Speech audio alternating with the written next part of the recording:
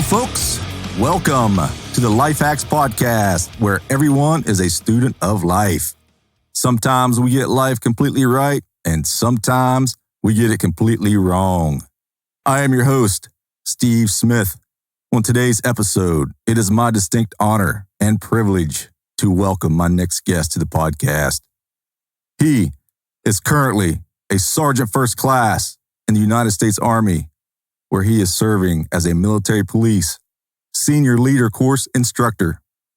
He has served in 2 combat deployments to Afghanistan, where he has earned 2 Bronze Stars with Valor and also a Purple Heart for his injuries sustained while in combat with the enemy.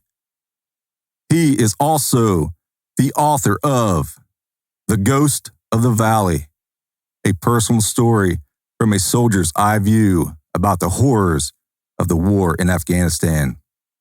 He is also a veteran advocate and an inspirational leader who works to help the veteran community with their issues related to post-traumatic stress.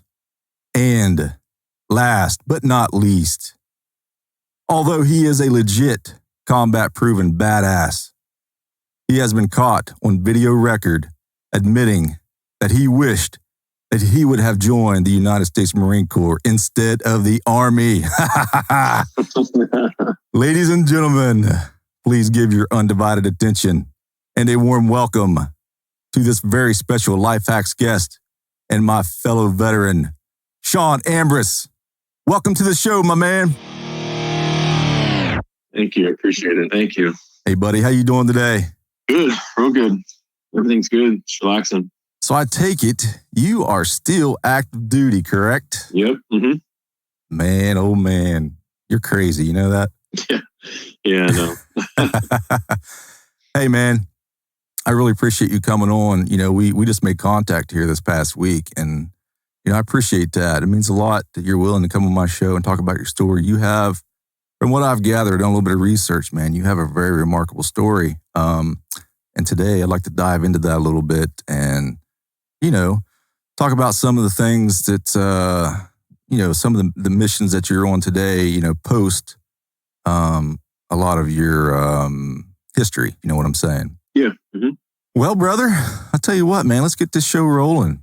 Tell me a little bit about yourself before you joined the Army. Tell me about yourself. Yeah, there's not much to it. I was a pretty average kid, nothing crazy, pretty quiet. Grew up Catholic, went to a Catholic school in elementary. I was not a smart individual. I got held back in 4th grade, and then finally, I just wasn't seeing eye to eye with a lot of the people in the private schools. So my parents reluctantly pushed me over to a public school in Los Angeles, and so I went there and attended Redondo Union High School, Redondo Beach. Nice. It's like maybe 20 minutes south of downtown LA. And I played football, did track, never drank, so I didn't really party. I just kind of DD'd my friends.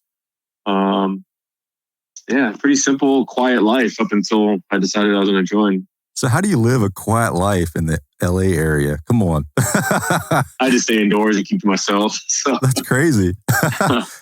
I actually lived in Oceanside for a while when I was in the Marine Corps out there. So I was stationed at 2-5.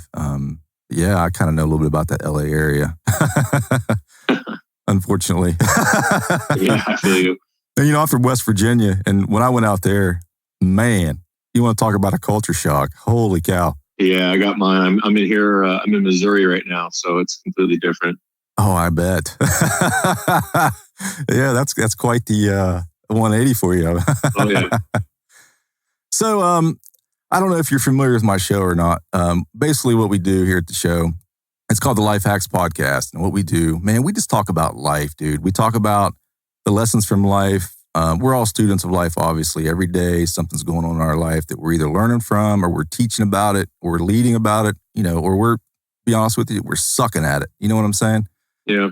And the mission of this show is just to use everybody's experiences and just to talk about it. And today I'm hoping that we can learn something from each other. And I'm really looking forward to our conversation. But yeah, that's the gist of the show, man. Sounds good. All right, buddy. I run an interview style of a podcast. So, I've got some questions prepared and we're just going to start in. You ready? Yep. Sounds good. All right, man. How would you describe yourself to a person that does not know you? And that would be me, brother. I would say if I had to keep it fairly short, it would just be humble and loyal.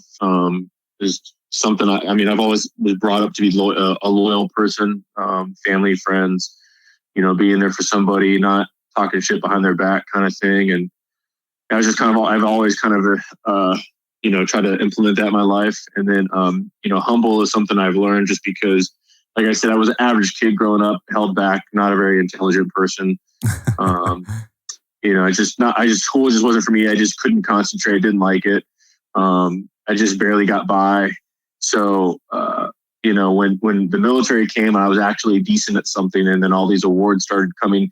I had to find out very quickly how I can spread my experience and tell my stories so that future generations can learn from our endeavors without sounding like an arrogant, narcissistic asshole. Nice. And it was very difficult for me to create that balance, and I needed to humble myself. And so a lot of the times when I tell these stories, I tell it it's from my point of view, and that's kind of how the book is written. But I talk about what my team did and not necessarily what I did, just kind of what I experienced and what I saw. Awesome, man. That's motivating already. That's great to hear. There's something to be said about being humble, especially in today's life. I mean, everywhere we look, there's a butthead athlete. There's a rock star that just doesn't get life, and being humble, in my opinion, is one of the most important things you can have. One of the traits that you can have. And so what if somebody has X amount of dollars and 300 cars? If they're an asshole, I don't care much about that. Yep. All right, man. Here's another one for you. I'm gonna start diving right into your story. Okay. Where were you on September 11th, 2001? I think I was like 11 or 12 years old, and I was at my old house with my dad and old stepmom, and it was early in the morning. I think 7 a.m. or something like that, our time in West Coast. I think it was. So, it was East Coast, maybe about 6. And I got woken up by my dad, and he was getting ready for work, and he just came in and told me to turn the TV on, and I saw it. And at 11 or 12, I don't know anything about politics. Politics weren't a thing back then. Social media wasn't a thing, in early 2001. So it's not like I just jump on the phone and figure it out. So my dad was like freaking out. Like, what do you think? I thought it was just an accident. Like, what are you talking about? Like, bro, chill out. Like, yeah, it's not a big deal, And little did I know that singular moment would throw me into a generation of war. Yeah. Everybody remembers where they were at on September 11th. Such a life-altering moment for the entire world. I'd worked midnights the night before, and, I'd been out of the Marine Corps already for a little over a year. So my wife called me, and, it was early in the morning, 9:30 or so, and I just got to bed, and she's like, "Hey, wake up." I'm like, "What? I got to work nights again tonight?" She's like, "No, seriously, turn on the TV and check it out." And I can remember, it just felt like my life stopped. And to be honest with you, a lot of that was because of, I'd only been out almost a year, and I thought, oh boy, here we go. Because up to that point, I'd spent 4 years in the military in peacetime. So, as an Marine Corps infantryman, we served 4 years peacetime and nothing happened. Yeah, we deployed twice and all that stuff. But I thought, that I was going to get called back. And sure enough, I had to update my contact list and all that stuff, in the event that we did get called back. But I never did get called back, and it just, wasn't my time, I suppose. But yeah, that was a life-altering event for everybody in the world, no doubt about it. Yeah. Okay, obviously you were young when that happened. When you got older, you kind of touched on this a little bit, but why did you choose to join the Army? What was your motivation for that? So I actually went to the Marine Corps first, and what? Yeah, I was in the Marine Corps office, recruiting office, ready to go. Just because I even talk about it in the book. I grew up watching videos of Fallujah, the Marines in Fallujah, and I just loved how they fought, and they're just badass motherfuckers when they fought, and I wanted to be a part of that. And so yeah, I was like, I'm going Marine Corps, like fucking plain simple. There's nothing's gonna back me out of that. And I don't know what it was, man. And I guess I could say it's for the better, for the worse, whatever you want to call it. But me and the recruiter, the Marine recruiter, just did not see eye to eye. You know, this to me was a big step into the next phase of my life, and I was trying to figure it out. And he would call or text me every morning at like 6 a.m. and he'd be like, "Bro, why haven't you signed the paper yet? You're being a pussy." And I'm just like, he's like super aggressive, and like I'm like, "Bro, I'm not gonna dip out on you. Like I'm joining the military. Like that's final. And no one's gonna tell me otherwise. I'm just trying to figure out what job I want to do. You know, I'm just. He's like, he didn't have time for my patience, and so I was just like, well, fuck, man. I told my mom, and she was, you know, my mom, obviously my parents were big on, look, you could join the military. We don't give a shit, but please go officer. You make more money. And rightfully so, they were just looking for my career long term. And I was just like, no. I want to go enlisted. I want to be a fucking knuckle dragger. And so I tried out the Army. I figured, well, maybe the Army I'll see what they have to offer me. And I don't know what it was. My recruiter, he wasn't, he was a pogue. I mean, he was a cook, but he was very upfront and everything, and told me he didn't just tell me what I wanted to hear. And he was just like, yeah, bro, like I can't get you bonus. I don't know what to tell you. Can't get you one, but you know, this job, and this job are open. What do you want? And so, and initially I was just going to do 5 years and then return and be LAPD. So I figured, well, why not join and be an MP? I didn't know at 18 years old how much people hated MPs. Like, and I didn't know what they did. Like, I just figured, get the experience, 5 years, get back out, go back to LA, enjoy the sunshine, work LAPD, you know, but obviously things didn't pan out that way. Oh, that's crazy. Wow. So you attempted the Marine Corps. Well, yeah. If it wasn't for the asshole recruiter. I really wanted the Marine Corps, but a part of me thanks that guy for being an asshole, because it got me to where I'm at now. And yeah, and I think about things like that. I'm a huge believer in what if, and whatever happens for a reason. And so, you know, if that guy hadn't been an asshole to me and I joined, I never would have obviously gone to the Army, went to boot camp when I did, got selected to go to that unit that I went to, got put on the rotation for the deployment that I did, be put, you know, in those situations and either kill and or save the people that I did and be a part of those battles. So it's all a huge domino effect. So I can't really be mad. Yeah, I agree with you. You're right about that. I mean, we all have those, you know, decisions that we make in our life that, you know, obviously hindsight is always 20/20 and we can always what ands all day long. But every decision we make, you know, there's a purpose for that, in my opinion. Yep. Okay, so you're in the Army, you're an MP now. Is that right? Yep. You become a military police? Mm-hmm. And like you said, everybody hates the military police, right? Oh, yeah. Including ourselves. Yeah, is that right? Yeah.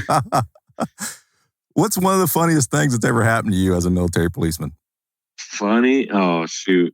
I mean, most of the funny stuff happened downrange. Really? I've never actually done an MP's job. I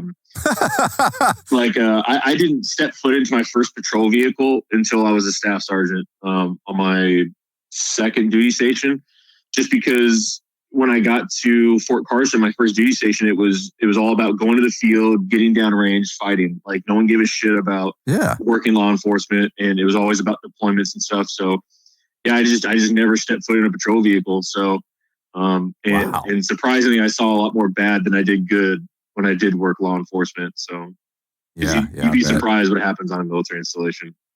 Yeah, you're right. There's all kinds of crazy stuff going on the military base. That's for sure. Oh man. Yeah. Okay. Well, since we're talking about downrange stuff, let's just jump right into it, man. I want to know, tell me about your combat deployments, man. Give me your stories behind your 2 Bronze Stars with Valors, man. Just tell me how you earned those. Just give me your synopsis of your deployments. So I'm trying to think how to put it into like a quick little synopsis. Well, I mean, you can break it down to each award if you want. You know, it's up to you. Well, so so I'll start my first deployment. My first deployment, I got put into a platoon that had a lot of combat veterans, but they were mostly from Iraq. But we just had our platoon just clicked. And so when it came time to going to Afghanistan, my commander had to make a decision on who was going to go to what area. So as MPs, how we normally do it is you deploy as a company. So 160 to 180 of us essentially got activated. And then from there, when we get to Afghanistan, they could split us up to platoon or even squad levels. And I have a buddy of mine, Rocco, he's an ex-Ranger, and we compared some of what the Army infantry does and what MPs do as far as how we're built. And we actually carry more weaponry and personnel than an infantry platoon. Really? Like one squad of us carries more than an infantry platoon. Just because we have to be very self-sustaining. So, we have our own medic, our own mechanic. We have that are attached to the platoon. And then sometimes we get, 13 foxes or the guys who call for fire and stuff. And if not, we do it ourselves. We do all the call for fire ourselves. And then, like, for example, like my gunner, for example, right? When he's up in his turret, he could have a Mark 19 grenade launcher as his primary. On the Eagle mount, which swivels off to the left or right, he could have a 249 or 240. To his left or right, he'll have his M4 or an M14 EBR sniper rifle. Wow. And then he has his pistol on his chest. And then right below him or on the other side of his gunner's hatch, he has a small D or an AT4. That's just in the gunner's hatch. Dang, boy. That's not, yeah. So the guys they really do roll deep with a lot of weaponry just because that's how we are able to support, a lot of combat units like infantry and cavalry and stuff like that. So when it came to the first deployment, they pushed us off. Our platoon got picked to go be a part of the Kunar and Nuristan province. And for anybody who doesn't know where that area is, it's considered the deadliest place in the world, the Valley of Death. Yeah. The Korengal is there. Most people have seen the Restrepo movie or documentary, the Outpost movie that just came out on Netflix. These are all from the same area. 11 Medal of Honors have been received from this mountainous terrain. So It's a very dangerous area. And so when we got there, they were splitting us up. And so 2 squads were going to stay at Fob Blessing and another squad was going to go to Fob Bostic. And essentially they said, hey, we're keeping the platoon medic here at Blessing. Ambriz, you're going to be the medic. And I said, but I'm an MP. And they're like, yeah, we don't give a shit. Here's an aid bag. You're a medic. So I became a medic. And typical military right there, man. Yeah. So the first couple months went by. A couple things happened here and there. It talks about in the book. I don't give away too much, but when it came to, we got in country, I think in April. This is now September 10th, 2009. We just got done guarding the road for like 3 days. We were waiting for some logistical patrol to pass by, and once it did, we followed behind it, went back to base. Got a couple hours of sleep, and we got woken up, and they said they wanted us to go pick up a truck that was shot up down south like 6 miles, and so the mechanics could work on it. It was supposed to be a quick little mission. We got to where the truck was, we hooked it up, and we were getting ready to go back to base. And we get a call on the radio saying that we need to put the truck back and we needed to face to the south and prepare for a possible medevac. And we didn't know what was going on. And so our squad detached the truck and faced to the south towards Saw Valley. And Saw Valley at the time, again, this is when Bin Laden was alive. He had a safe house in Saw Valley. So it was always a very kinetic area. And you were always going to really pretty much take contact going through there. And so once we got word, it was a Hatchet platoon of 361 Cavalry. This is, again, 361 Cav is the same unit that had the deadliest battle in the entire war, which is the Outpost movie. 2 Medal of Honors were given out during the battle. This is the same unit that we're attached to. And so when our one squad got detached from our MP company, they attached us to 361 Cav, Hatchet platoon. And so we were just told that Hatchet platoon, the guys are kind of like our organic cavalry platoon. They were pinned down by some snipers to the south in Saw Valley, and they took some casualties, and they needed us to go pick them up. And so that's all we got told. And so we started to push towards Saw Valley, and as we approached into the valley, we came around the mountain bend, and we were confronted with a jingle truck. And a jingle truck, for those who don't know, is an Afghan version of a semi truck that just has a bunch of bedazzled type ornaments hanging from it. And the doors were wide open. There was no driver, no passenger in sight. And as the first truck approached the jingle truck, up to the right in a draw, they were setting up an ambush. And luckily, our first gunner was paying attention and was able to suppress the RPG team And our squad leader made a decision to push this truck out of the way because the mountainous area we were in, you literally only had 2 feet to your right. You'd be touching the mountain, 2 feet to your left, and it goes down into a 150-foot cliff into the river. So there was no left turn, right turn, or backing up. It was going forward or nothing else. And so we pushed this truck out of the way, but because of the way the wheels were turned, the truck went down into the river. And as it was falling into the river, 50 to 60 155 artillery projectiles were rolling out the back. And luckily, none of them went off because I wouldn't be here. Dang. But they all just rolled off in the back into the river water face. And so we were just like, whatever, dude. Like, I don't know what the fuck that was about. We just kind of kept pushing through. We linked up with the hatchet platoon guys at the bottom of the mountain. And when we got there was an infantry first sergeant standing there, and he was asking for volunteers to go up. And so I got out of my truck and I looked at my team leaders, and I was, I'm a scared little private. It's the first time that, to this point, I'd seen some combat, but nothing to what I was about to experience. Yeah. And so he was like, I need volunteers. And so my team leaders, Corporal Sisto, Sergeant Lee, Sergeant Michigan, and Sergeant Keel, my personal team leader, all volunteered. So seeing the 4 of them volunteer made me want to volunteer. So I volunteered. So us 5 MPs, an infantry first sergeant, 2 cavalry scout guys, and 2 Latvian soldiers, as well as an interpreter. So technically there's 10 of us. 10 of us volunteered to go up and be the rescue mission. And so as I started to run back to my truck to grab my egg bag, the first sergeant told me, hey, don't worry about it. It's going to be a quick snatch and grab. They just radioed in. They said they're 200 meters up the mountain. And I was like, all right, Roger, too easy. So I have a picture of this day, and I'm the 3rd person that's coming off of the road onto the mountain. And then a second picture was taken 50 feet later, and we're pinned down by a sniper from Saw Village. Wow. So now we had a sniper to our front, a sniper to our rear, and just laying behind bushes. There's no rocks or anything. So first sergeant says, everyone get up the hill. We just fucking run. We zigzag in and out. And then once we get up to about the 200-meter mark, we radio in. And because the static, because the mountainous terrain, they started to come in a little bit more clear. And they said, we said, hey, we're at 200 meters. Like, where are you guys? And they said negative. We said 2000. So they're 2,000 meters up this fucking mountain. Oh, and we had no medical equipment, no water, no food, just whatever we were carrying on our persons. And so it shit just hit the fan and got real quick.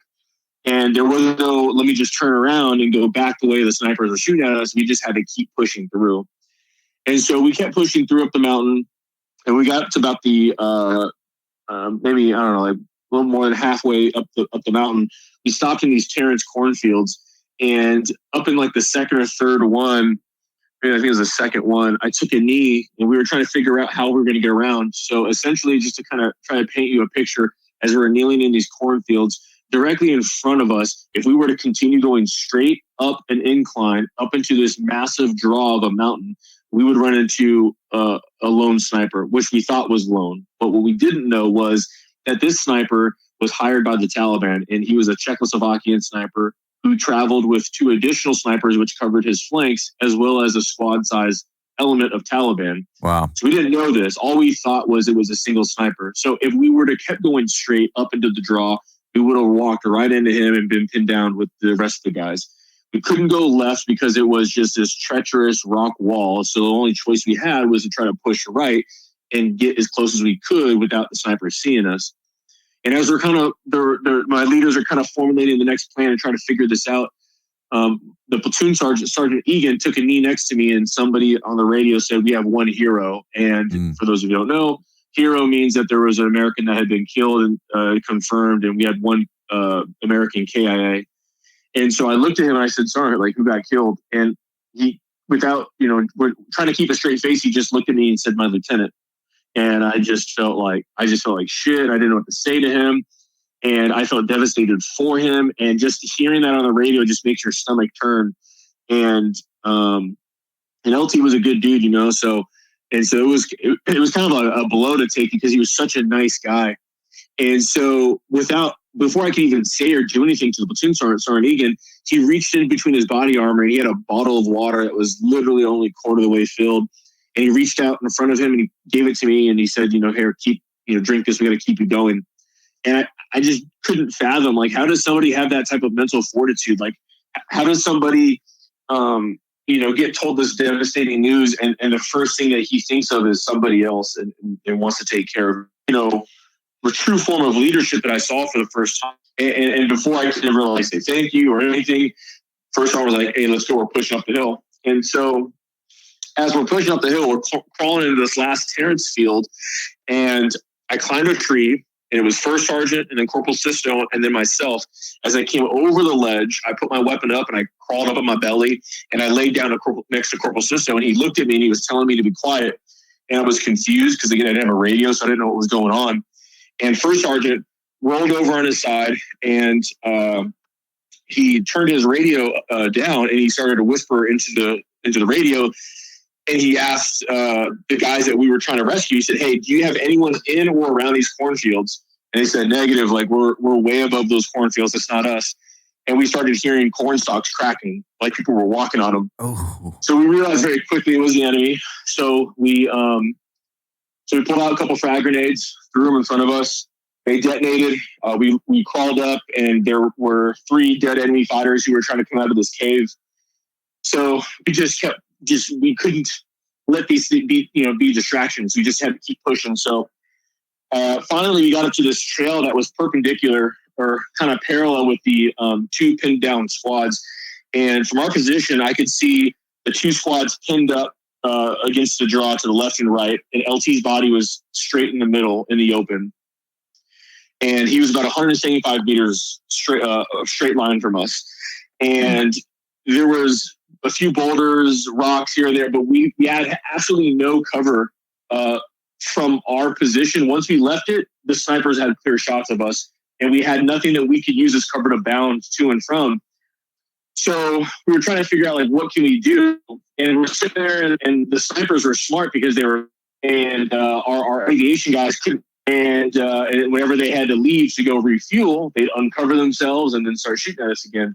So we're sitting there trying to figure out what we're going to do. And finally, we decided that we were going to use white phosphorus as a smoke concealment. And we would drop 3 or 4 of these white phosphorus rounds. And we had to be careful because we couldn't drop it too low near LT's body, but we also couldn't drop it too high above the snipers and, not do its job and block them or conceal them. And so as the smoke drops, we get word that we could, that we're allowed to exfil into the area, and we start to sprint. And as we're sprinting, the snipers are shooting through the smoke at us. Wow. And because they knew what we were trying to do, we were trying to extract them out of there essentially. Yeah. And so, I have video of this as well. And I think this is what, from my understanding, this is what earned a lot of the guys their awards that day. Oh, cool. It was because I was filming this, and so all you see in the video is the smoke. The smoke had already hit. I turned the video on, and somebody's yelling, run, get out there, go, go, go. And I'm running, I'm sprinting, I'm following my team leader, and we're jumping from ledge to ledge, and we run for about 100 meters or so, and my team leader jumps up on this rock ledge, and he sees this guy laying there, and he yells 1A, was for the Afghan army guys. And so I immediately see this guy, and he's laying on his back on this boulder out in the open, and he's bleeding out, and he's going into shock. And so I took a knee next to him, and as I did, I felt something poke my leg, and I looked down, and his femur was poking me. And so he had a huge exit wound, and I don't know what hit him, but his entire inner calf had been blown off. And so I was putting the tourniquet on him, and put the Israeli dressing on him, and I'm doing all this stuff. And as I'm getting done working on him, the Kiowa helicopter noticed the 2 squads of Taliban that were trying to maneuver around us and enclose us in the draw and cut us off. And so it was a planned ambush. And so thankfully the aviation guys took them out. And then that's when they brought my LT's body over. And once they brought him over, I didn't get a chance to look at him. Because off to my left, there were these bloody hands that came over onto this boulder. And I looked, and I couldn't see who it was, so I swung around to the left, and it was Sergeant Russ, and he was one of the squad leaders. So I looked at him, and he had been bleeding pretty bad in his left leg. And I noticed he had 2 tourniquets on, and I think that he did himself because one had come undone. So I stepped on his femoral artery, and I started to twist his tourniquet harder so that he wouldn't bleed, because he was leaving a huge trail of blood behind him. Man. And so as I started doing that, I started to hear like he was choking on his own blood. And then that's when I looked at his face for the first time, and he had gotten shot in the lower mouth area, and it ripped off his lip and it cut his tongue in half, and he was choking on his own tongue. So I put my hand in his mouth and I pulled his tongue off to the side and had him bite on his tongue so he wouldn't suffocate himself. And I started to get him up, but because my smaller stature, he was just a bigger dude. Corporal Sisto and Sergeant Keel had to come help me grab him. And as they did, ready to grab LT. So, and so I volunteered. I said I'd take LT. And so just because out of respect to the family and what they wished, I won't really describe what he looked like, but it wasn't pretty the way he got shot. Wow. And so I started to grab LT and I dragged him for 75 meters or so. And the smoke was starting to clear, and we were worried about the snipers that were going to possibly see us. So I dragged him back to that last donkey trail that we were at, and I collapsed next to him. And I'm thinking, like, there's no way we're going to be able to get off this mountain without paying a bigger price. And I had started to have doubt, and my leaders, they didn't have doubt, and they were just constantly like figuring out like what's next. And so they started to distribute weapons and ammo and all that stuff. People were taking on like 2 vests and stuff. So I took six M4s from the wounded, so that's I could help carry that burden. And the plan was that we were going to split ourselves up into 3 teams. So the first team was First Sergeant, myself, Sergeant Lee, Cavalry Scout Squad Leader, and the interpreter. We were going to be the recon element. We had to find a way down the mountain. The middle team would be the Afghan Army guys, and the last team would be the slower moving team, which were people carrying LT's body with the other wounded as well. And so we were making our way down the mountain, and it was pretty slow progress, but it was good progress. And it was pretty quiet up until an Afghan soldier decided he got impatient and wanted to use his white light. And when he did that, our position. Oh my. And all of Saw Valley just decided to light us up. Oh. And so there was a huge barrage came in from Saw Valley, and I just remember sliding down this pass and landing next to this rock wall. And I had First Sergeant in between my legs. I had Sergeant Lee right above me, and the interpreter collapsed on me and told me that he was shot in the shoulder area. So I started to work on him. And after I patched him up, it was just kind of a flesh wound. We started, I pushed him off of me. And that's when I started to black out. I think I was just reaching heat exhaustion at this point. And I remember just blacking out. I don't know how much time had passed, but when I woke up, it felt like my body had been pelted by, I don't know, I just felt like I was getting pelted by a bunch of rocks. Man. And when I woke up to First Sergeant yelling in the radio, "Broken Arrow." And I didn't and for those who don't know, Broken Arrow, it's not an official term, but everyone kind of knows it. And it's an old Vietnam era term that was used for a unit that was being on the verge of overrun. Yep. And all the air assets had to come to our area pretty much. And so when I came to, there was a C-130 Spectre gunship raining down on the adjacent mountain.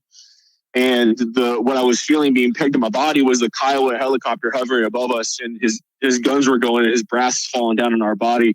So that was what was waking me up. and so that it woke me up, and I looked up to my left, and the same Afghan soldier who was being impatient with his light was using it again, and he stepped onto this boulder where he was completely exposed, and he looked up and took 2 bullets to the face. So he collapsed, and I tried to reach him, but I couldn't get to him without completely exposing my body. So I yelled to the Afghans for them to get him. And that's when First Sergeant was like, this is compromised. Like, we're sitting ducks. Like, fuck out of here. He's like, I'm going to go link up with the trail element. The rest of you find your way down the mountain. So he put us in charge of pretty much trying to find a way down. And that's when I looked over the rock wall, and I saw, this big red ball just come in out of nowhere. and it was a B-10, a Russian-made B-10 rocket that was coming in from the adjacent mountain. And it slammed right on the other side of the rock wall that I was laying behind. And all the shrapnel peppered the area, fell and collapsed down on my shoulder, and started knocking me out for a second. But Sergeant Lee was pushing me down the mountain. But as he hit a big rock, which came down onto my already injured shoulder. And in doing so, completely dislocated it. And I was completely incapacitated, couldn't move at all. And because I was the medic, I was walking him through on how to put my shoulder back into place because I couldn't do it. And especially with all the other M4s I was carrying in my body. And so, and he's doing this all under fire as well. Damn. And so I'm laying up against this boulder and I'm screaming like, Sergeant Lee, hurry up. And he's trying to put it, but with all the weapons on me and my vest, he just couldn't put it back into, medically the right way. Right. So I told him, just use your fucking buttstock, bro. And so he slammed his M4 buttstock in my shoulder like 5, 6, 7 times. I don't even fucking remember. But once it got back into place, it got me on my feet. And we made our way down the mountain. And some S-16s came in, dropped 2 500-pound GBUs on the mountainside, which was good, but then it illuminated the entire area, and the enemy saw us. So they started just shooting at me and Lee. Dang. And we slid down the mountain quite a bit of ways, but they kind of got us down the mountain faster. And as we were making our way down, we just kept popping chem lights and marking the way down for everybody else. And once we got down to the bottom, I linked up with my squad leader, Sean Brown, and I told him, I'm back down. Me and Lee are the first ones, and I'm over by like the second truck, and I walk over to the first truck, and I see my boy Patsky, and he's asking me like, "Yo, bro, are you good?" And I was like, "Yeah, I think I'm okay. I think." And that's when we noticed. An American walking about 100 meters in front of our convoy, which like was way ahead of our convoy, all by himself. You'd tell it was an American. It was really dark. I couldn't tell who, but you could tell his chin strap was undone and his vest was all completely open, and he was literally dragging his M4 in the ground.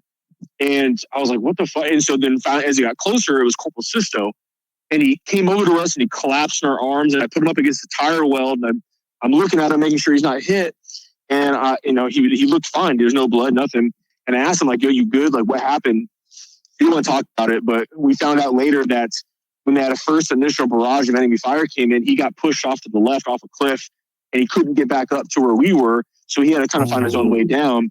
And in doing so, he heard some dudes speaking Pashto, and he thought it was the Afghan army guys, but it was the Taliban. And so he had to ditch his gear, and he had to grab his pistol, and he hid between 2 boulders, and they were about maybe 10, 15 feet from him. And he had to wait for them to leave the area so that, he could link back up. And so he was on his own the entire night pretty much. So. Oh my gosh. Yeah, it was a fucking rough night, but then, they got a Black Hawk in there to hoist some of the wounded and the dead out. And then we got back to base, and yeah, so it was a rough fucking night. Dang. You're a young private, right? Is that what you said? Yeah, I was 18, private class. Wow, man. Yeah. Wow. Son, that is, that's a crazy story, brother. Just one day.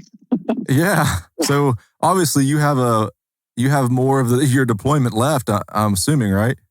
Yeah. So from there on out, we didn't have, there's not many days like that you could replicate, but we didn't have any crazy days like that, but there were that was in the Pressure Valley, and that place was known for enemy contact every single day. So, yeah. We took contact every day, going to and from the police stations. We'd always, it was actually normal for us to be surrounded. They would do a lot of high-low attacks where they hit us from 200 meters, and then they'd have a team like 50 meters away or so. And so we were seeing like their techniques start to form as they started to try to do other things. So, yeah, just that was like, I think like the worst day. But yeah. But yeah, we were engaged in, I think, a couple hundred ticks. I think they recorded. So. Wow, brother. Yeah.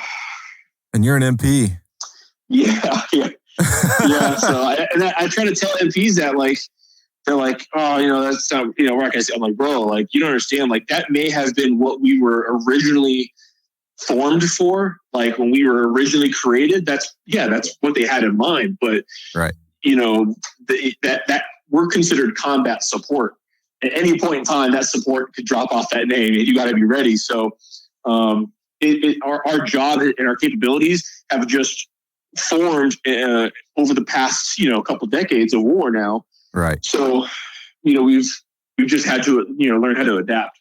So. Yeah, and from what I understand, the Afghanistan war is basically wild, wild west, man. It is. Just because you're infantry doesn't mean you're going to be the one hooking and jabbing all the time. I mean, just like your case, the MPs are out there smashing it too.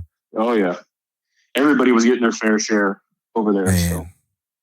That's amazing. So that's that's the story behind your first Bronze Star. Is that correct? Yeah, that was my first. Wow, one. Son, and you have two. Yeah.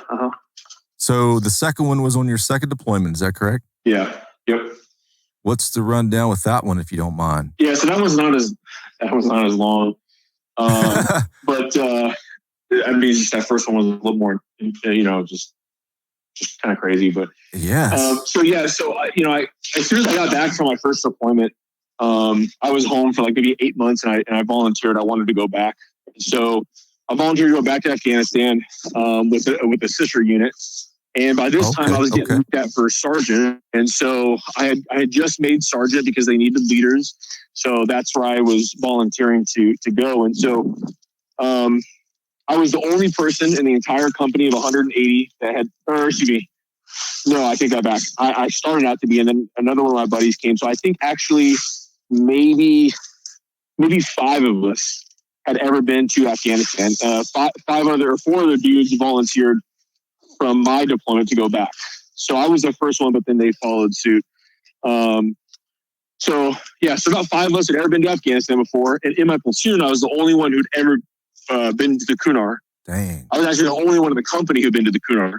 So my platoon got chosen to go back up into the year before after we left. And so when I left, the unit that replaced us gave up a lot of the Peshawar Valley, the place that I went to when I was at Fog Blessing. And so now the unit I was with wanted to take all that area back. And so that's what this operation was. And with the operation, I guess word got out. I don't know. I think an interpreter, something happened, but essentially the infantry and some Rangers were going to air assault into the mountains on both sides like the night before. The MPs are one squad. So there were 16 of us Americans and 4 gun trucks. And we were going to be the first ones into the valley because we had to do everything jointly with the Afghan police. We couldn't do everything alone, not baiters. We had to be a joint operation. And so we were told we had to link up with the Afghan police at the first checkpoint, and then we were going to push into the valley more. And as we approached into the first checkpoint, the entire checkpoint was engulfed in flames. And all of the police officers were beheaded with their heads on sticks. Damn. And I asked the interpreter because there was a message on the wall. I said, "What does that say?" And he says, "Keep coming." So the Taliban knew we were coming, and they were taunting us to come deeper into the valley. Wow. So about maybe a week goes by in this operation, and the infantry is taking most of the blow. They're fighting up the mountains. We're essentially just manning battle positions along the movement in the area at night and stuff like that. So, not too crazy on our part for like the first week. And then on the morning of August 4th, we get told that there's a humanitarian aid convoy, an Afghan humanitarian aid convoy that came under attack just to the west of us. And we were the closest unit to go assist them. And I knew exactly where they were when they told us, because like I said, I'd been in the same valley the year prior. And so I told my soldiers, I'm briefing them like, hey, you're going to see this, this, and this. I'm telling them. So with my deployment, again, we didn't have a medic, so I filled in the roles of medic this time. And then they gave me an additional soldier. So I had 3 soldiers, which usually MP team leaders only have 2. And then they gave me a sniper rifle, and we would go do counter sniper missions and stuff like that. And so I'm briefing my soldiers like, hey, this is what you're going to see. This is what the village looks like. And so the village was called Mateen. And we used to call it the Mateen Mile because for an entire mile, you would be under contact as you went through the entire village every fucking day. And so the truck, from what we were told, there was a fuel truck that got left behind and it's stuck in the kill zone. And they didn't want the Taliban to capture the fuel truck for its resources. So we had to get there before the Taliban. And so I was in the truck and we pull up to the, kind of the kill zone. I can't see much and I don't really hear much. We're not really getting shot at. It's more so the fuel truck area. And I'm around the mountain bend, so I can't see much either. So I'm asking my squad leader, Sergeant Kaz. I say, hey, Kaz, like, what do you see? What's going on? He said, there's a fuel truck in the road. The doors are open. And there's a dude shot in the ditch off and to the right, an Afghan police officer. So being a medic, I had to go save him. But the problem is I couldn't see anything. I didn't know what the situation was. And I didn't know if I was walking into an ambush. And I didn't want to walk myself into something, couldn't get myself out. Right. So I was like, fuck, like, do I do it? And I was like, whatever, like, I'll fucking go because like, I can't let the dude bleed out. Yeah. So I told Kaz, like, hey, I'm just give me some, suppressive fire. And so, that's when I started to give my soldiers direction. I tried to think about what I felt in September of 2009 when I was on that mountain and I was having a lot of that self-doubt. And I'm thinking like, there's no fucking way we're getting off this mountain. We're going to get fucked up. Like I knew that they were having those same emotions without actually telling me because I had those. And I had to show them, that it wasn't going to faze me, even though I was like, fuck, I know it's going to kind of boost their morale. So, I'm like, hey, I'll be right back, guys. I'm going to go fucking get this guy. We'll get the fuck out of here, whatever. So I'm trying to be real nonchalant and quick about it. And so I crawled to the back of the truck and I was like, yo, I'll be right back. And so I tell Melton, my assistant gunner, I said, pop some smoke so I can run up there. He throws the smoke out. And because of the gunfire, couldn't hear him. He said the smoke was out, like he just let it out. I thought he meant like out, like it was dispersed. And so I dropped the ramp. I run out. I passenger side of the truck from my truck 3 to truck 1. And as I'm running, I look to my left and I just see no smoke. And so the Taliban just saw my little brown ass run all the way by myself from truck 3 to truck 1. So I was like, fuck, like whatever, dude. So I get up to truck 1 and that's where I assess my situation. And so to paint you a picture of what everything looked like, the road was about as wide as our vehicles. We had maybe a couple of feet of playroom on each side. Straight in front of us was the fuel truck, canted at a 45-degree angle. Doors were wide open. To my left, the driver's side, was a cornfield right off the road, like literally touching the road. And then it went from about 200 meters to the bottom of a mountain, and then the mountain inclined high up. To my right is a little waterway ditch. And then it goes directly up to the Mateen village, which looks down onto the battle. And so I was trying to assess my situation. I didn't really, the gunfire was there, but I wasn't hearing any cracks like it was close to me. So I'm thinking like, all right, good. So I immediately run out of the protection of the hood of truck 1 towards the fuel truck. And once I get to the fuel truck, I baseball slid right into the ditch. I saw the dude laying on his back and he was grabbing his leg. So I saw where he was bleeding. I baseball grip his wound. I pull out my tourniquet. I start packaging him up. And that's when the fire started to kick up. And I could hear cracks and they're hitting they're biting the dirt all around us. And I could start to feel something on my neck, like sand almost. And I peek my head up, and about 3-4 inches above where we're laying is this brick wall we're laying behind. And the bullets are smacking this wall, and I'm feeling the brick like crumble. So I couldn't pick my head up at this point. And this dude's freaking out. He's grabbing his tourniquet. He's saying it hurts. He's digging with his bare ground to try to provide more defilade. He's trying to, he's just freaking the fuck out. So right. I realized very quickly that situation I didn't want to get myself in is what I just got myself in.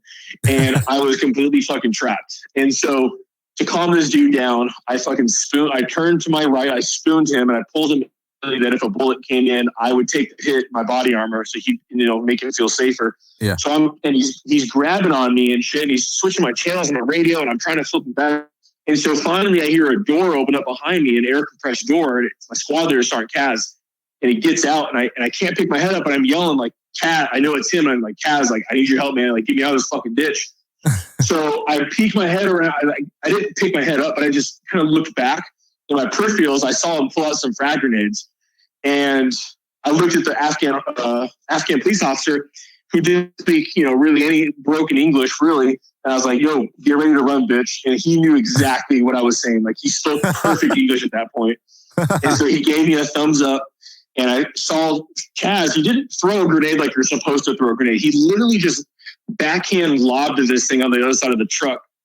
And I took that as my cue to go. And as I'm picking up my casualty and I'm getting out of the ditch, I'm seeing this grenade explode like fucking close. And I'm like, and initially I'm like, well, dude, what the fuck is he doing? And I get the guy into the back of the ramp to truck one drops. I get my casualty inside, and I'm getting ready to close the ramp. And as I look left into the cornfield, I just see the corn stalks moving in like groups. And they're coming at us. And I was like, holy fuck, like these dudes trying to overrun us. Oh, and boy. So I close the ramp. I get inside. I start to assess my casualty, package them up a little bit more. Good to go. And I look at Jelinus, the gunner of truck one. I said, hey, man, watch this guy. Make sure he's not fucked with the tourniquet, because in my experience, they don't understand it. They loosen it because it hurts and they bleed out. So I was like, dude, don't let him fucking touch his tourniquet.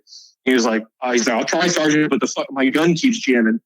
So he had a gun that, and just before OPSEC, I can't say what it's called or anything, but he had this gun system that essentially he could control from the inside of the truck. Okay. Up top.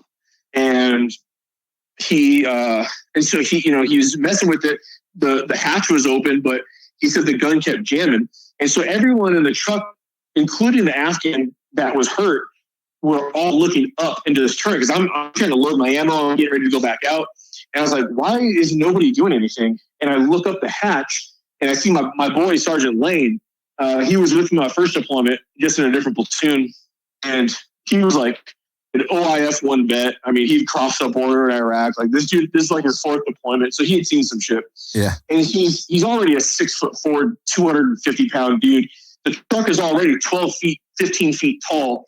And he's now kneeling on top of this truck with absolutely no cover. And he's disassembling the 240 while getting shot at. And he's like nonchalant disassembling it. And then he gets the bullets start pinging the side of the truck. He picks up his rifle. He shoots into the cornfield. He puts his weapon on this thing. And I'm like, what the fuck, dude? Like, dang. So I was like, well, I can't let this motherfucker get shot by himself. So I open up the emergency hatch. And as soon as I get up, that's when the fire really started to pick up. And I was getting it from both sides, from the village and the cornfield, and it was just a bunch of cracks. And so I started shooting both sides. And then Lane decided he wanted to do some fucking Call of Duty move where he could control the trigger mechanism, but he couldn't control the gun's movement. So he yelled down to the gunner, "Get me on target. Let me know when you're on target." So the gunner would use the camera inside the truck, spin the gun around. Lane is spinning with the gun, and as he's on target, he manually pulls the trigger.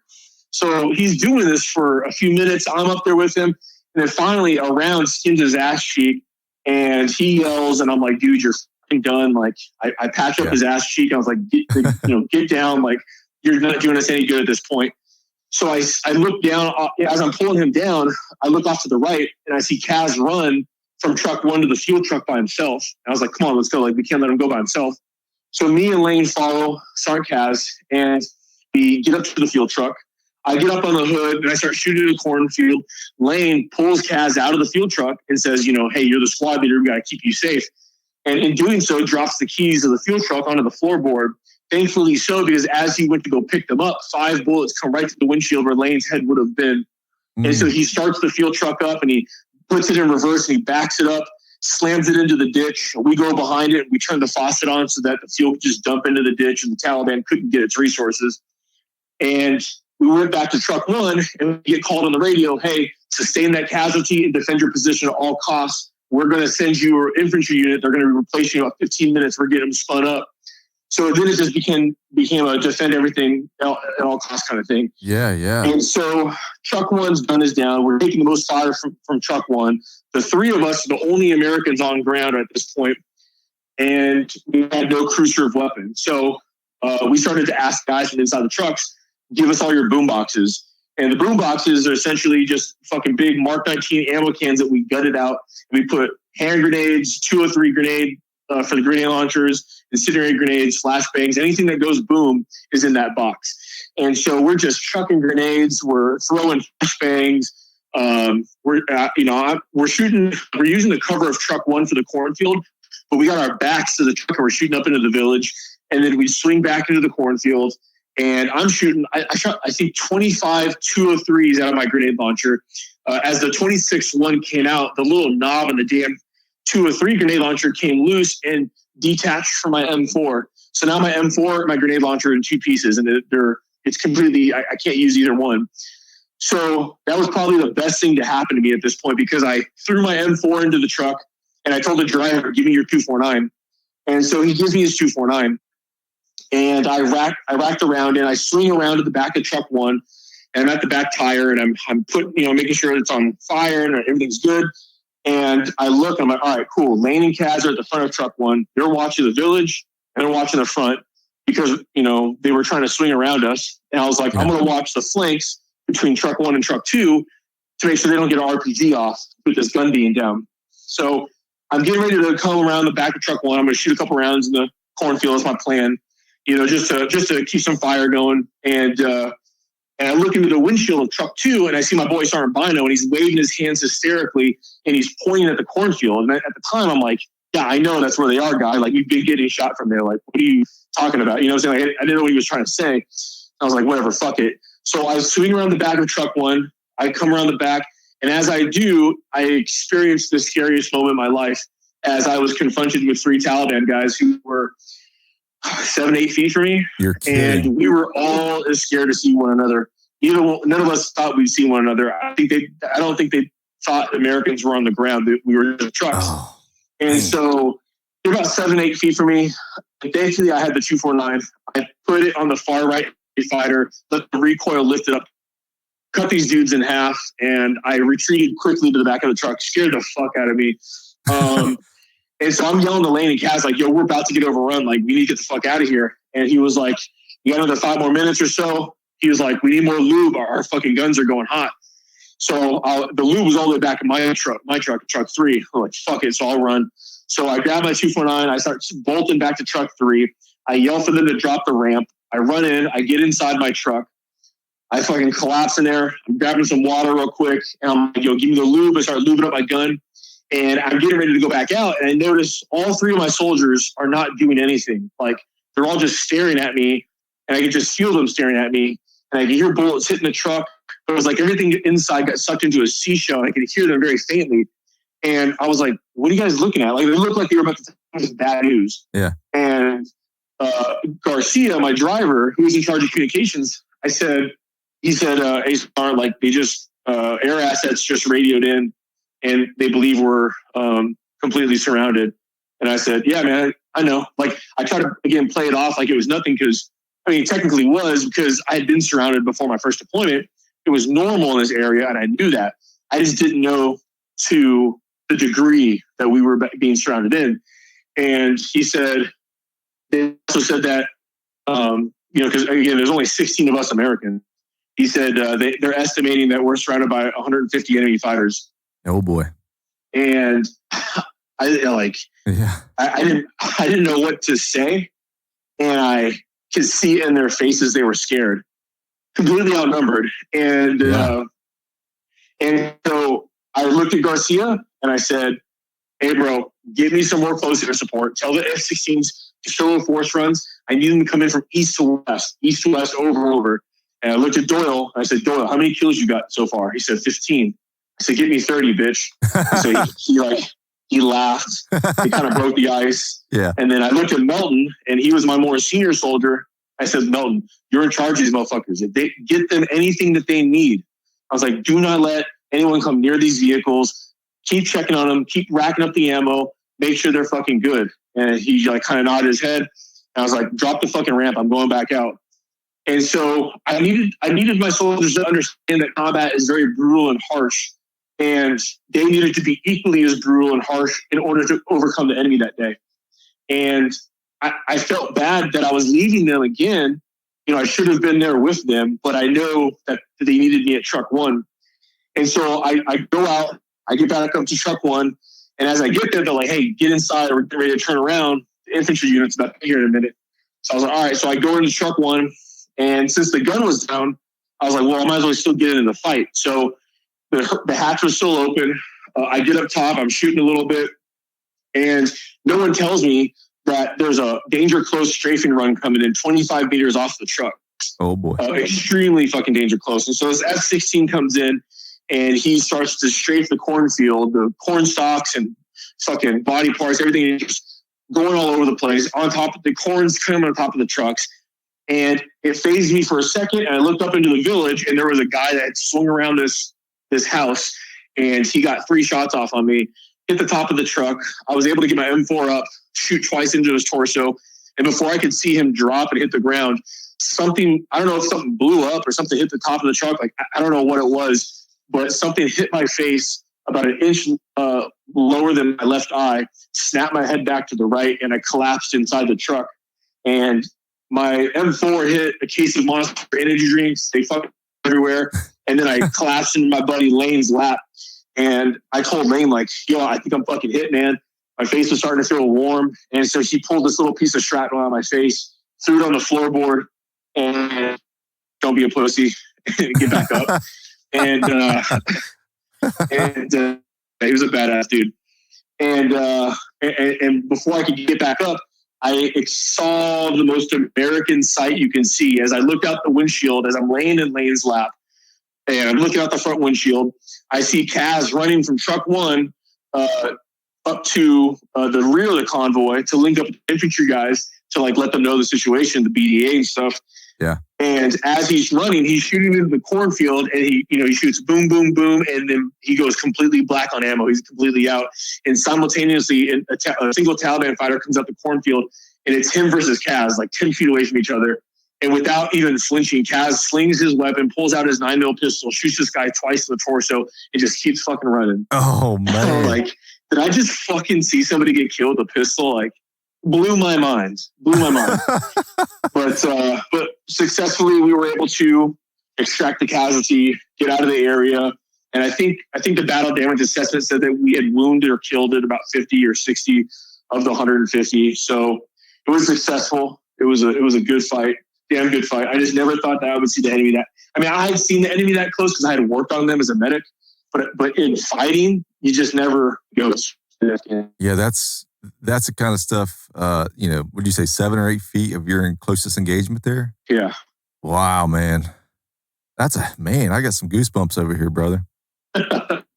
That's like I said, you're still an MP, brother. What's going on? Yeah, I know. Now I just sit behind a fucking desk and I just wonder what's going on in my life. But yeah, your story, this is the first time I'm hearing it. I haven't bought your book yet, and wow, dude, I tilt my hat to you, man. That's, oh my gosh. Appreciate it. Thank you. Wow. Oh, So obviously you earned the Purple Heart. Was it that engagement there? No, it was the first one. We were coming down the mountain. Yeah. Okay. Yeah, that's the one I earned it on, and there was some controversy with the second one. Not that I wanted who the fuck wants a second Purple Heart? Like, right. Good. That just means you suck and you can't get out of the way fast enough. But what it was when we got back to the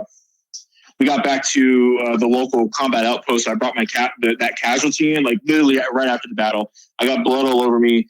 I have pictures of after the battle. I have blood all over me from him. You can see my face.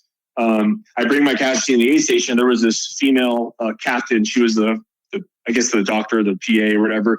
And she had asked what had happened to my face. And I was kind of briefing her what had happened, she asked him, like, where'd you find him? I told her I was down in the rocks in the ditch. And then she asked about my face. I told her, and I think she had gotten confused because she thinks a rock hit my face. Oh. And so she was like, and before I could even finish the story, she goes, "Oh, I'm not giving you a fucking Purple Heart for a rock in your face." And I said, "Wait, what did you just say?"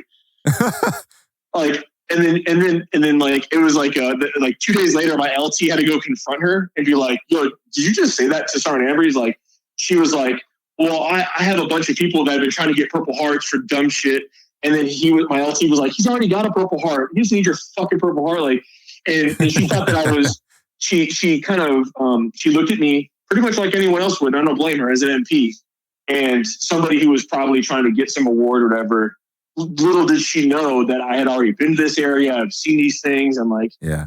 And so it was, I told her, I was like, because on my paperwork, it even says battle wounded for the injury and stuff like that. And then she like tried to apologize. I was like, fuck it. I don't need your fucking award, guy. Like, right. So it was just funny, but yeah. Yeah. Wow. So, I mean, obviously you're a recipient of the Purple Heart. What does the Purple Heart mean to you? I mean, I know you're joking about it a little bit, but that is an earned award. I mean, you spilt blood for that.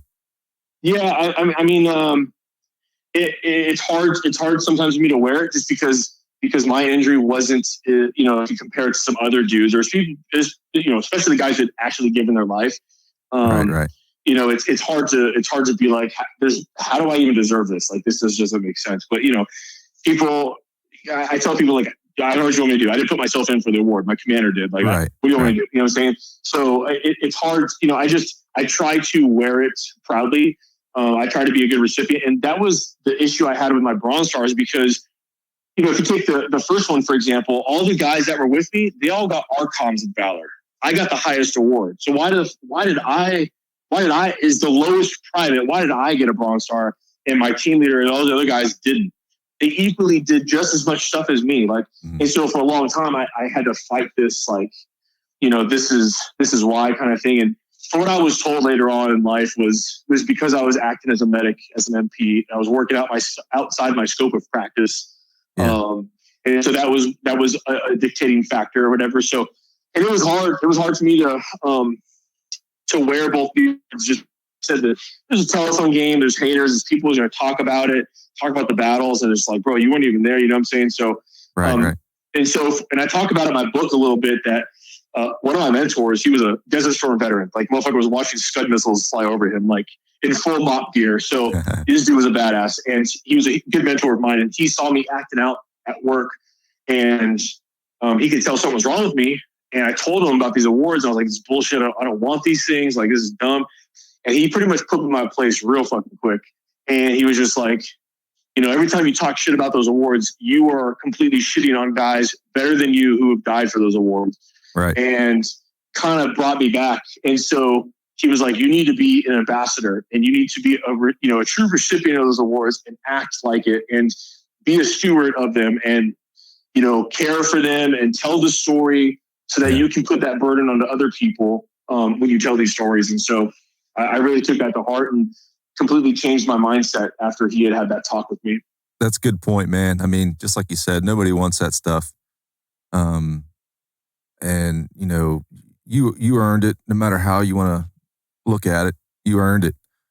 So, I agree with your mentor. I mean, just, embrace it, pass on the good message about it. And, it's an awesome story. I mean, not that I'm trying to put it on a level of awesomeness, but, it's a damn good story and it's real and it happened to you and just embrace it. Yeah. Yeah. That's kind of where I'm at now. So, yeah. So obviously you wrote a book about all this stuff. I assume the book's about this stuff, correct? Yeah, it's fairly short read. I talk to a few other events as well, but essentially I just kind of tell the deployments from my point of view. I tell it from a team perspective, but I talk about what I saw and what I witnessed. Specifically those two events. And like I said, there's also some other events that are listed in there as well. And then there's some in-between chapters that I talk how I dealt coming back from my first deployment, meeting my wife, what that was like, trying to live with her and explain this to her. And then kind of the aftermath of it all, after both deployments were all said and done. Chapter 9 is kind of like the aftermath of the awards, just the deployments, where I'm at now. And so, yeah, that's kind of what that's about. And then chapter 10 is a resource chapter. It essentially has websites, phone numbers, awesome, yeah, anything for veterans so that they can get help. If they pick up my book, they have that. And then at the very end, I think it's 3 rows and 6 pages, like over 200 of my soldiers and mentors that have worked with me, or my soldiers that worked for me. I put all their names in there so I could, thank all of them. So yeah, that's awesome, man. Hey, I found a couple quotes that you said, and I want to read them to you, and I just want you to tell me what you think, all right? Okay. All right, the first one is, confront your ghost and demons. Learn to let go of the past without forgetting it. Learn from the pain, but do not let it dictate your future. And here's the second one. Dear world, I am not sorry for talking about my ghost. With love, Sean. Yeah. What's that stuff mean to you, man?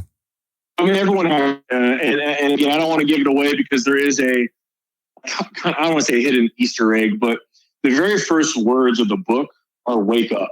And you're going to see these words during key moments during the book. I'm constantly telling myself to wake up. And it'll kind of explain that all at the end. But, a lot of people, my anchor of the book was Lieutenant Parton, my LT that was killed. My proceeds are going to go to his foundation. And that's like my anchor of the book is, if I don't tell my story, nobody learns about Lieutenant Parton and his name goes unheard. And I was always told that if you don't talk about someone, they die twice. Right. And so I try to keep that story going. And I try to teach other veterans that they could tell their story because how many other Lieutenant Partons are out there that we don't know about?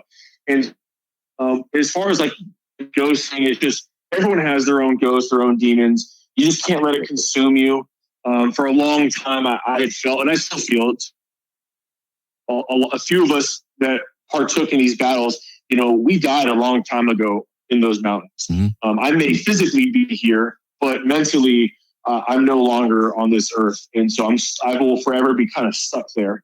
And if that's the case, I just got to make sure that I don't let it consume me too much, that I feel so self-removed that I don't have relationships with family and friends and my job and stuff like that, or else it'll completely eat you out from the inside out. Yes, it does. So, yeah, I have a similar story, although it's not military related. I lost a real good friend when I was a junior in high school. He basically died on the football field in front of all of us, right, during a football game. He had hit? And yeah, he had a real bad head injury, and it took his life.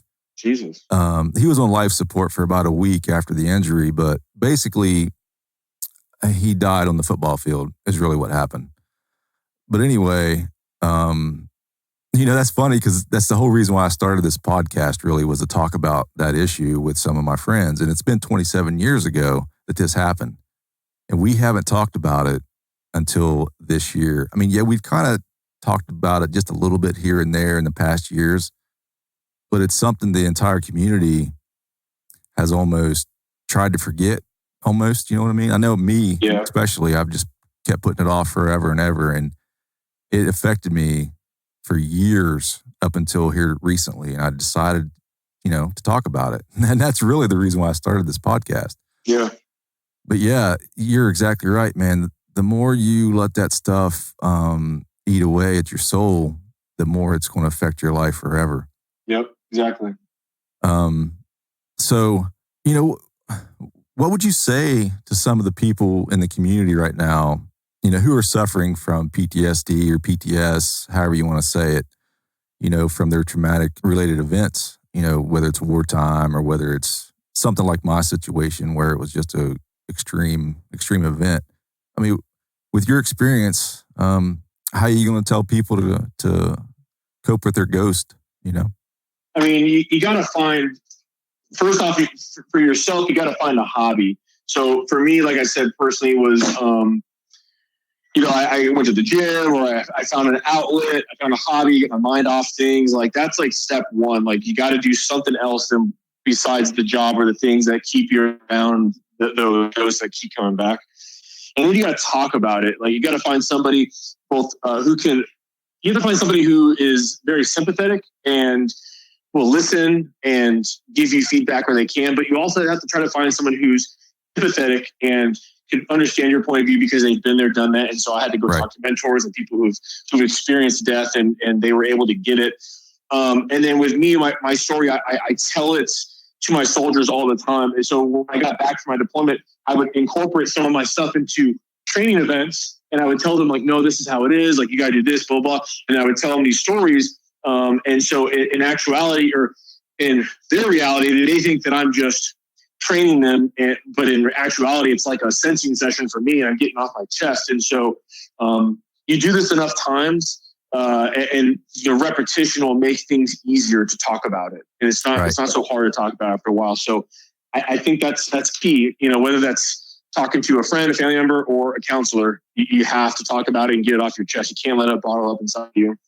You're exactly right. And I'm guilty of that. Like I said, in the past 27 years, we didn't talk about it. And it just, I did a lot of stupid shit because of that. Yeah. You know what I mean? Yeah. Man, you got one heck of a story, man. And I just keep doing what you're doing, brother. Like I said, I don't have the combat experience. A lot of my friends do. And I've been an ear for a lot of those guys, even though I don't, some of those guys are re-enlisted and kept on going and I got out. So we become friends that way so they can trust me with their stories that way. But, just keep talking about it, man. Just keep reaching out to people. Life's not always going to be easy.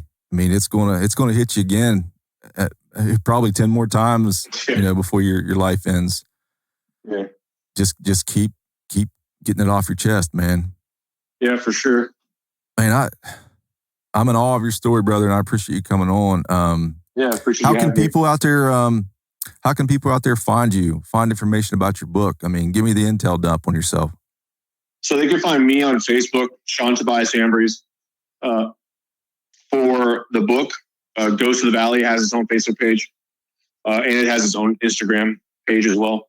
And then for Instagram, my personal one, you can find me at Chiefs_Pinkness. For the book, you can find it on Amazon. And for the digital platforms, you can find it on Nook and Kindle. And then hopefully this month, we will have the audio version out as well. Oh, okay. Would you say your Instagram handle was? Chief_Pinkness.